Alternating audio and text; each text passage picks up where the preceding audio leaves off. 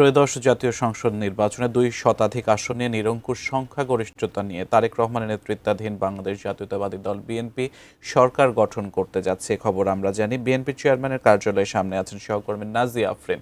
আমরা আরও বিস্তারিত সেখানকার চিত্র জানবো। নাজিয়া, গতকাল রাত থেকে আমরা দেখেছি, অর্থাৎ মাঝরাত থেকেই সাধারণ মানুষের ভিড় ছিল। আজকের জুম্মার নামাজের পরে সাধারণ মানুষ, নেতাকর্মীদের ভিড় আরও বাড়ার কথা।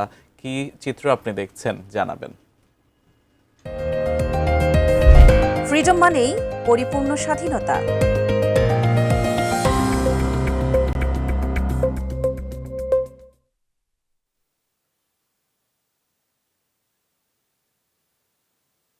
তিনি এই কার্যালয়ে আসেন এবং এই কার্যালয়ের ভিতরে অবস্থান করছেন এবং বিএনপির স্থায়ী কমিটির কয়েকজন সদস্য তারা এখানে এসে উপস্থিত হয়েছেন।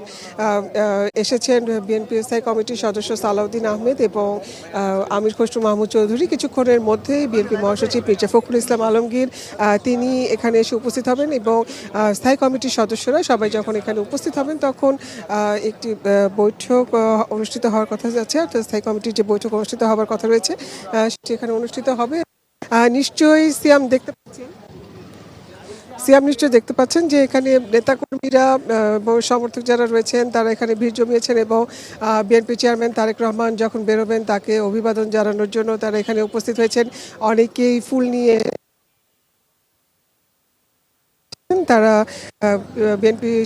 বিএনপির যে বিজয়, সেই বিজয়টাকে উদযাপন করার জন্য তারা এখানে উপস্থিত হয়েছেন। এখানে তাদেরকে শুভেচ্ছা জানানোর জন্য বিএনপি চেয়ারম্যান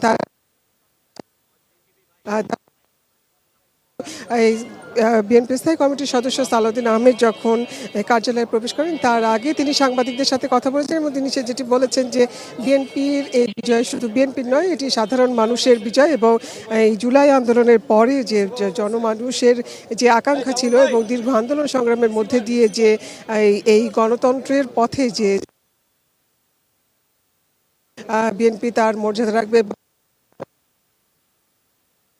বলছেন যে সাধারণ মানুষের বিজয় এটি এবং ভোটের মাধ্যমে বিএনপিকে নির্বাচিত করেছে এবং যেটি বললেন যে প্রত্যাশা, সেই প্রত্যাশা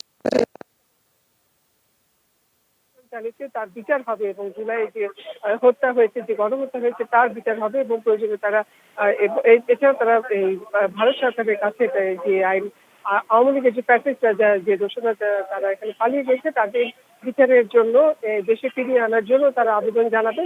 আর এছাড়া আন্তর্জাতিক যে সম্পর্ক রয়েছে সেই বিষয়ে, সেই সম্পর্ক নিয়ে সালাউদ্দিন আহমেদ বলেন ভারত সহ অন্যান্য দেশ, প্রতিবেশী দেশ যারা রয়েছে তাদের সবার সাথে সুসম্পর্ক বজায় রেখে কাজ করবে বিএনপি এবং সরকার গঠনের বিষয়ে, অর্থাৎ যে তারা যে সরকার গঠনের বিষয়ে তারা যে বিষয়টি বলেছেন যে খুব শীঘ্রই যখন গেজেটের মাধ্যমে নির্বাচন কমিশন গেজেট প্রকাশ করবে তখন এই কবে তারা শপথ নেবেন সেই বিষয়টি জানা যাবে। এছাড়া মন্ত্রিসভার আকার কেমন হবে, মন্ত্রিসভায় কারা থাকবেন সেই সম্পর্কে খুব শিগগিরই জানানো হবে বলে জানিয়েছেন সালাউদ্দিন আহমেদ এবং এর আগে কথা বলেছেন বিএনপি নির্বাচন পরিচালনা কমিটির মুখপাত্র মাহদি আমিন। তিনিও বলেছেন যে বিএনপির এই বিজয় শুধু দলীয় পর্যায়ে দেখলে হবে না, সাধারণ মানুষের বিজয়। সাধারণ মানুষ ব্যালটের মাধ্যমে তাদের যে আকাঙ্ক্ষা, তাদের যে প্রত্যাশা, সেই প্রত্যাশার প্রতিফলন তারা দেখিয়েছেন এই ব্যালটের মাধ্যমে এবং তারা বলছে যে এই বিজয়ের মাধ্যমে সাধারণ মানুষ তাদের অধিকার প্রতিষ্ঠার যে লড়াই, সেই লড়াইতে তারা